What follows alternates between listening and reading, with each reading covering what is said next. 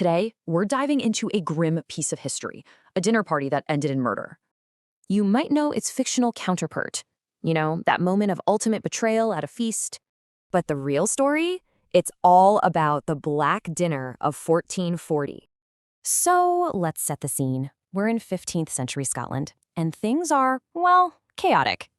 The king, James II, was only 10, basically a puppet after his dad was assassinated. And this power vacuum, it sparked a huge struggle between two major players. The guardians of the crown saw this young, arrogant earl as a huge threat to their power. So what did they do?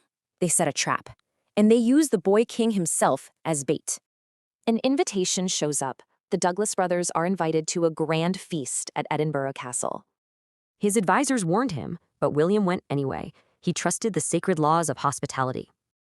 At the gates, they're told to leave their army behind. William agrees, trying to show good faith. And just like that, the trap was sprung. The feast started off warm, full of music and laughter. Everything seemed totally normal for hours. But the guardians, they were just watching and waiting. Then, the music just stops. A single platter is brought out and placed right in front of William. What was on it was a terrifying symbol. In Scotland, it meant one thing and one thing only: death. The boy king pleaded for his friends' lives, but there was absolutely nothing he could do. They were dragged outside for a sham trial. Of course, the verdict was already decided: guilty. So for the Guardians, this was a huge political win, but for Scotland, a total moral disaster. And you have to wonder, did their own great-uncle help plan this just to grab their land?